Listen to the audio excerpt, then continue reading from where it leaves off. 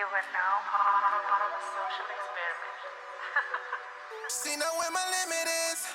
Only got no ohs. You mentioned quite a bit of history there, and I think that's one of the major things that we look at when it comes to educating our children.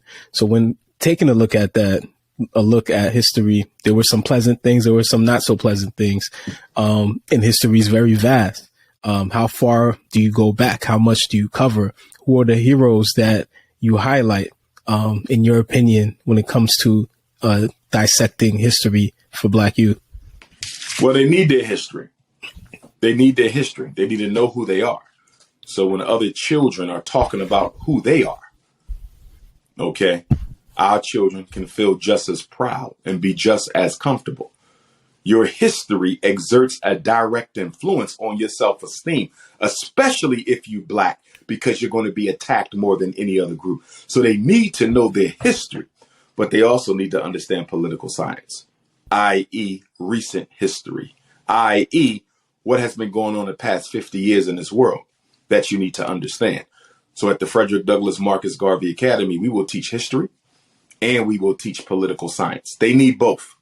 Knowing about the pyramids, but not knowing why the homosexual agenda is being pushed. Knowing about the pyramids and not knowing why Barack Obama betrayed Black folks. Knowing about the pyramids and not understanding mass incarceration and miseducation and gentrification. You're ultimately still going to be ignorant about the world you live in. We got to teach them about yesterday, but we also have to teach them about today as well. They need both political science and history.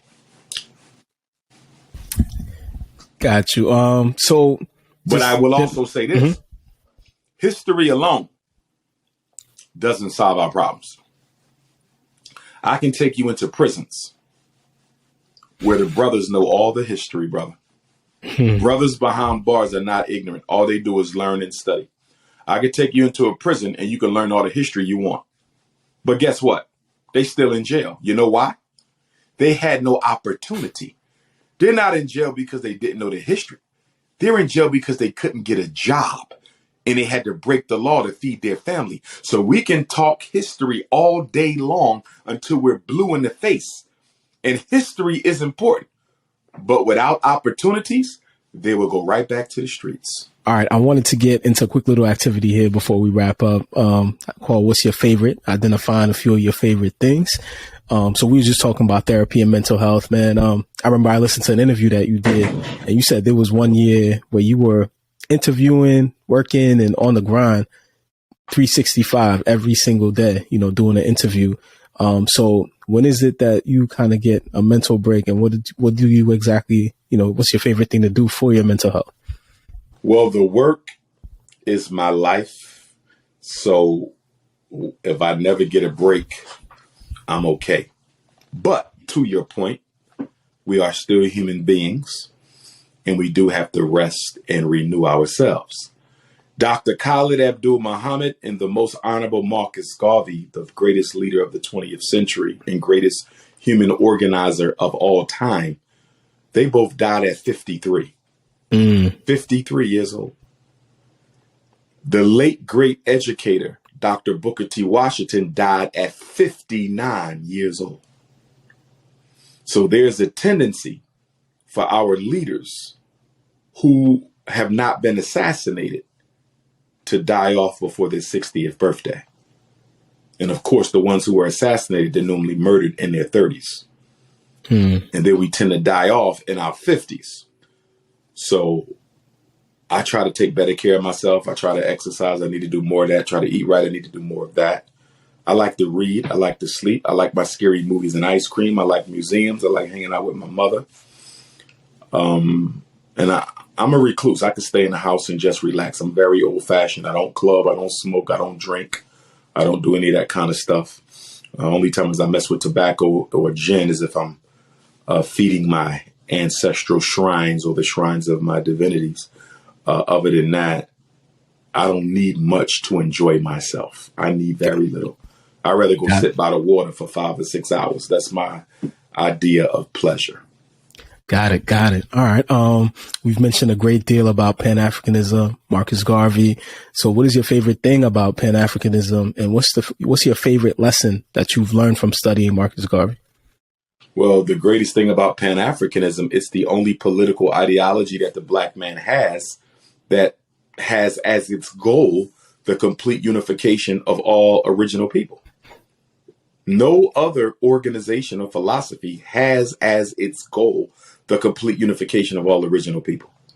They either want to make everybody Muslims, or they want to make everybody Christians, or they want to make everybody Moors, they want to make everybody Hebrews. That's not our agenda. Our agenda is freedom of religious expression, total unification of all African people around the world.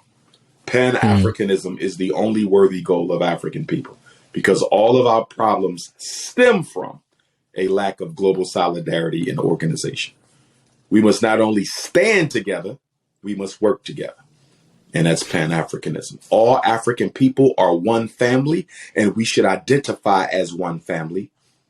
All African people must solve our problems alone without no interference from other people, their participation, or their money. As Africa goes, so goes all African people. There is no future for African people without Africa, period. If you're in the diaspora and you're not trying to tie into Africa, you have no future as a free man or woman. Freedom is only guaranteed to the extent that your international homeland can guarantee it for you. Gotcha. All right. What's been your favorite lesson from Black history and studying the past? That would be tough to answer because, I mean, I've learned something from everybody, you know.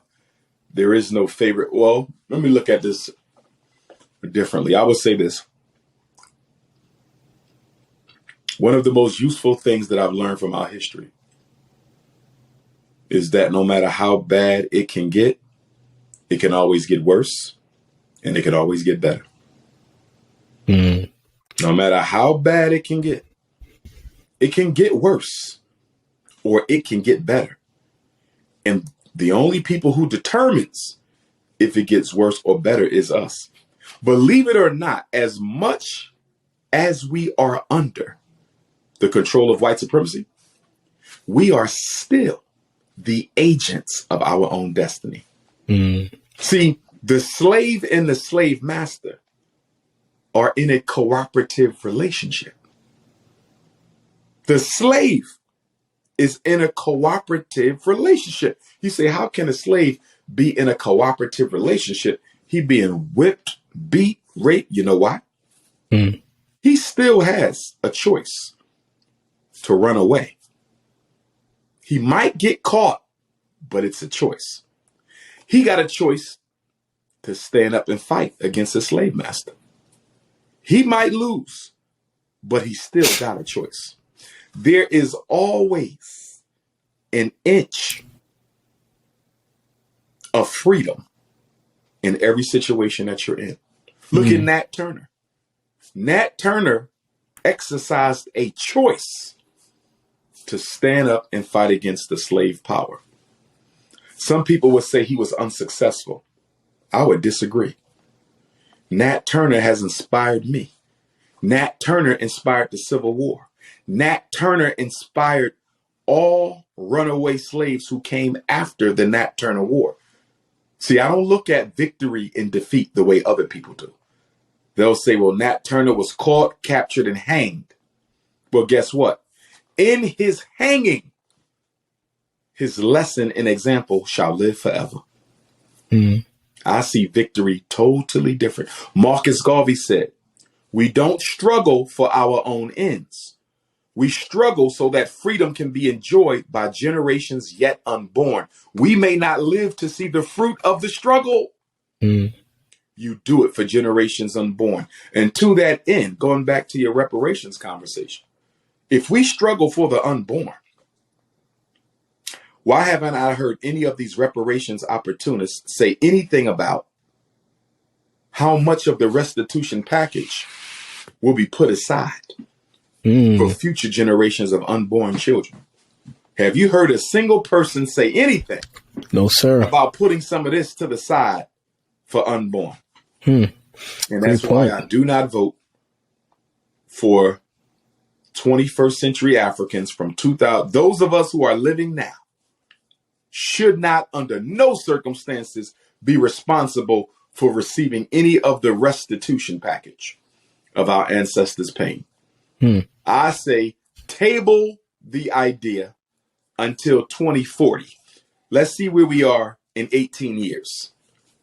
But no way in hell am I going to dishonor my ancestors by giving their restitution to 50 million politically lazy, disorganized, snow bunny loving, white Jesus praying to, blind weave wearing, Air Jordan wearing Negroes. No. Psychological revolution comes first, my brother. If the psychological revolution doesn't come first, there will be no economic revolution. Do you hear me?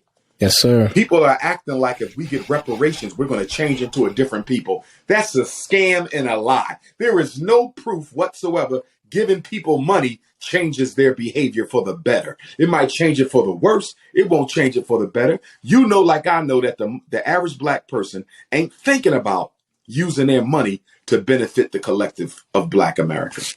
They want a check so they can go and live like white people. That's why they want reparations. So I could go marry a white girl. I'm going to take my reparations and go get a house in a white suburb. They not thinking about using that money as a positive agent of change for black America. Well said. Well said. Well said. All right. What are some of your favorite books? Wow. I got so anything. Race First by Tony Martin. The Organization on Ideological Struggles of Marcus Garvey and the UNIA. Garvey and Garveyism, Amy Jenks Garvey. All of Amos Wilson's books, all of Dr. Ben's books. I have so many. Miseducation of the Negro, Carter G. Woodson. The Mao from Within. Winnie Mandela, Part of My Soul Went With Him. I mean, I own more books than anything else. Books and dashikis I have more of than anything else. That is fascinating to me, man, because you just, the information that you have is just, I think, so vast.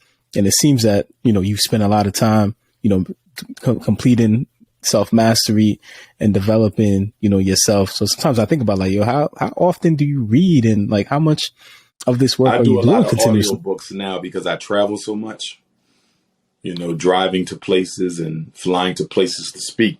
So I do a lot of audiobooks now because when I open up the book and start reading, I start going to sleep. You know what I mean? Yes, sir. My mind gets so distracted. I go off into a thinking tangent. I still have a lot of books to read, and I do plan to do a lot more book reading, physical book reading. But I do a lot of audiobooks now. Okay. All right. So aside from Marcus Garvey and Frederick Douglass, what are some of your favorite black activists? Nat Turner, Gabriel Prosser, Denmark Vesey, Toussaint L'Ouverture, Jean-Jacques Dessalines, Harriet Tubman, Ida B. Wells, Fannie Lou Hamer, Sojourner Truth, Anna Julia Cooper, Alexander Crummell, Henry Highland Garnett, Bishop Henry McNeil Turner, Edward Wilmot Blyden, Kwame Nkrumah, Patrice Lumumba, Sekou Touré, Robert Sobukwe, Steve Biko, Chris Hani, Deedon Kamathi, mostly Pan-Africanists from yesterday and today. Gotcha. Of course, Malcolm Martin, Fred Hampton, George and Jonathan Jackson, Huey P. Newton. The leaders and the fighters. Got you. I know you've done a ton of events. You've participated in a ton of events. You've been a part or present at a ton of events. So what's been the favorite event that you've been a part of? All of them. I couldn't put one over another. Like, I just enjoy motivating our people to do better. My mission on the stage is to inject the spirit of Black excellence back into our people, because we have allowed the low expectations of other people to impact our own expectations of ourselves. And that's another reason why we need black schools, because the low expectations of public schools and of white people in general have infected our expectations for ourselves. We perform at a mediocre level because we are expected to. And in order for us to go back to black excellence, we need black people to expect that from black people. So every day I'm going hard. I'm talking business, bank accounts, and credit cards. And somehow we defeat the odds and making sure that no one starves illegal or you had a job.